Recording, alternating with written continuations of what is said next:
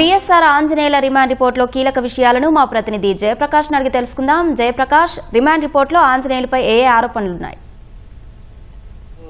అశ్విని, పోలీసులు ఇచ్చినటువంటి remand report లో కొన్ని కీలక అంశాలు వెలుగు చూశాయి. ఇందులో A2గా ఉన్నటువంటి సీతారామాంజనేయులు ఈ కేసులో చాలా కీలకంగా వ్యవహరించారు.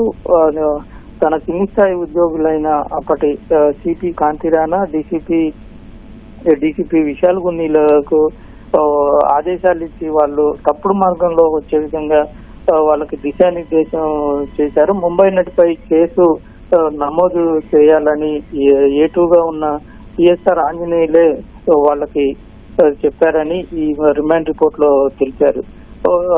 పిఎస్ఆర్ ఆంజనేయులు పోలీసు డిపార్ట్మెంట్ లో చాలా ఉన్నత స్థాయి ఉద్యోగంలో ఉన్నారు. ఆయన చాలా మందితో పబ్లిక్ రిలేషన్స్ ఉన్నాయి. చాలా ప్రభావితం చేయగల వ్యక్తి. ఈ కేసు దర్యాప్తు పైన ప్రభావితం చేస్తారు. ఇందులో ఉన్నటువంటి సాక్ష్యాధారాలను కూడా తారుమారు చేసే అవకాశం ఉంది. సాక్షులను కూడా ప్రభావితం చేసే అవకాశం ఉందని రిమాండ్ రిపోర్ట్ లో పేర్కొన్నారు.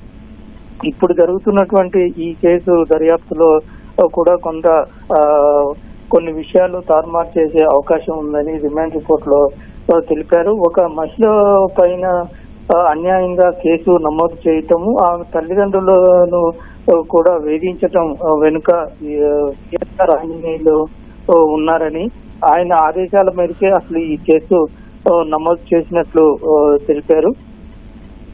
దీంతో పాటు అసలు కుక్కల విద్యాసాగర్ A1 గా ఉన్నటువంటి కుక్కల విద్యాసాగర్ తోటి కుమ్మక్కయి నకిలీ ఫోర్జరీ డాక్యుమెంట్ల తోటి నకిలీ ఆధారాలను సృష్టించి మహిళ పైన అన్యాయంగా కేసు బనాయించారని రిమాండ్ రిపోర్ట్ లో పేర్కొన్నారు.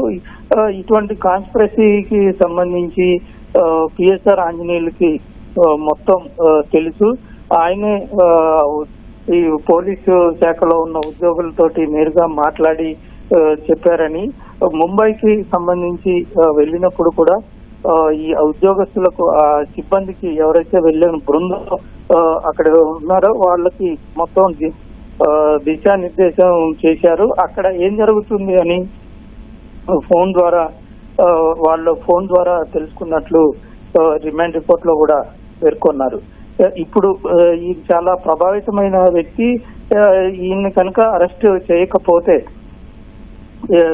కేసు దర్యాప్తు పైన ప్రభావం పడుతుంది అని ఖచ్చితంగా ఇందులో మరొక వైపు జ్యుడిషియల్ కస్టడీ కూడా అవసరం అవుతుందని ఈ రిమాండ్ రిపోర్ట్ లో పేర్కొన్నారు. ఈ A2గా ఉన్న పిఎస్ఆర్ ఆంజనేయులు మొత్తం కీలకంగా ఈ కేసుకి కీలకంగా వ్యవహరించడమే కాకుండా మొదటి నుంచి చివరి దాకా ఈ కేసుని మానిటరింగ్ చేశారని ఇందులో ప్రధానంగా పేర్కొన్నారు. అశ్విని, ధన్యవాదాలు జయప్రకాష్.